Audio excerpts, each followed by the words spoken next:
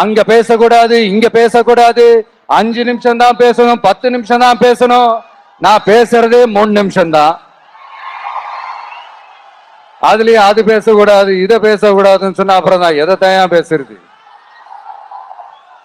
அரியலூர்ல போனப்போ நான் கரெக்டா அந்த ஊருக்கு போறதுக்கு முன்னாடி ஒரு அந்த ஏரியாலேயே அந்த பவர் கட்டு.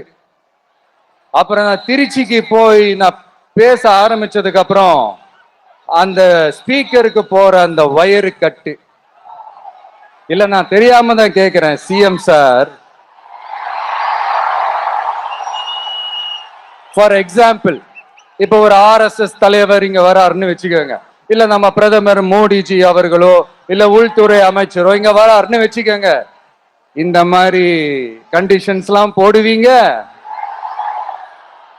இந்த மாதிரி பவர் கட் பண்ணுவீங்க, இந்த மாதிரி வயர் கட் பண்ணுவீங்க. கொஞ்சம் கட் பண்ணி தான் பாருங்களேன். முடியாதுல, பேஸ்மெண்ட் அதிரும்ல. நீங்க தான் மறைமுக உறவுக்காரர்களாச்சே.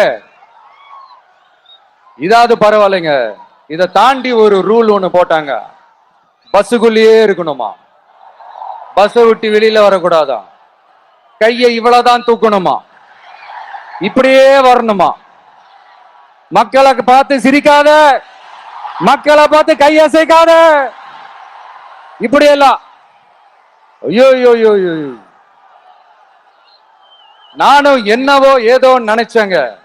செம்ம காமெடியா இருக்குங்க. I'm just enjoying like anything.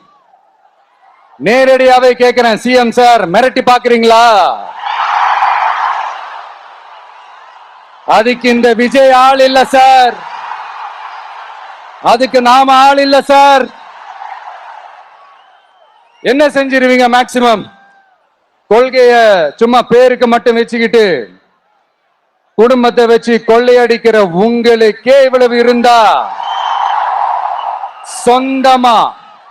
சொந்தமா உழைச்சி சம்பாதிச்ச எனக்கு எவ்வளவு இருக்கும்?